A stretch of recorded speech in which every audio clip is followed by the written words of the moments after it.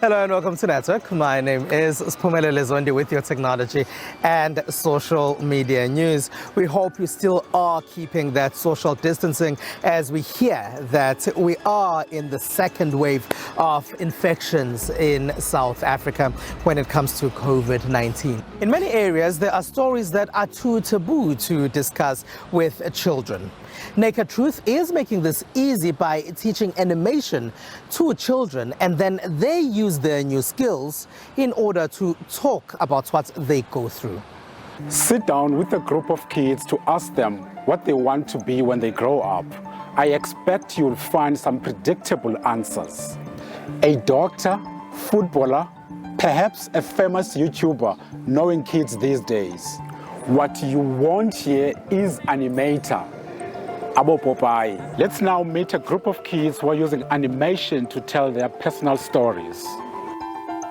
Children from around Gauteng townships are recording and submitting their real stories to Naked Truth, a digital platform collecting kids' first-person narratives.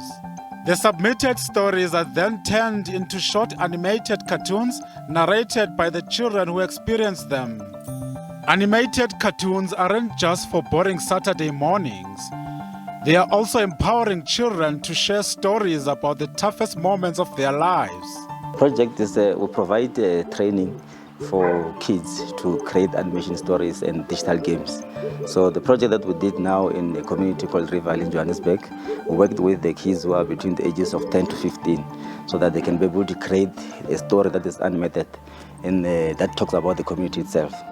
Most stories animated by Naked Truth cover tough and taboo topics like relationship violence, racism, and bullying. They came up with interesting stories. Some were talking about the issues of safety in that area.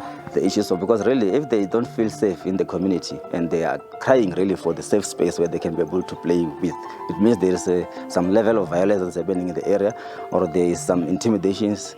Take 10-year-old Anika's story, a grade 6 pupil who has been bullied by her peers for looking different. I think the third grade I experienced bullying. It was from a group. It was filled with both genders, and both of them were bullying me for how I looked and what I wore and like what I did to my hair. So they would bully me for maybe my personality and whatever I would wear. Or listen to the words of 12-year-old Ulirato Mutsamai, who says she has experienced racial discrimination. As many white people criticize black people about their skin, and so do the black. They do the same thing, and it's not right because we're all equal and no one deserves to be judged.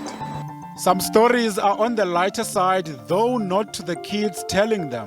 The way men, and not just men but adults, their 3 children, the way they are just because they're young, they eat them and everything and abuse them, and I don't think that it's well for a child to grow up around abuse. I did have a friend that got body shamed every day. People saying that she's fat, she doesn't look nice, and no one wanted to play with her. Animation professionals say adults are also forming a major chunk of the audience with a growing number of YouTubers and social media content creators. You have animators within the game industries as well, but then you can also work in marketing and advertising as well. A lot of adverts on YouTube have some sorts of animation now.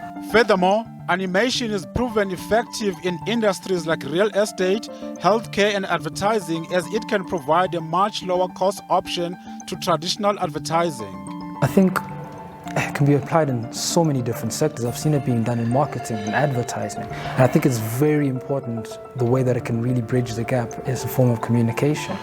I've seen it being done in healthcare and visualization. Before production begins on each story, the company works closely with children and families to ensure their stories are accurately depicted. So we talk to the parents, we talk to the school principal, we talk to the teachers, and we talk to the kids themselves. So they have interest, they have passion in animation. Though it will be impossible to animate every testimonial, the team here says they at least listen to each testimonial.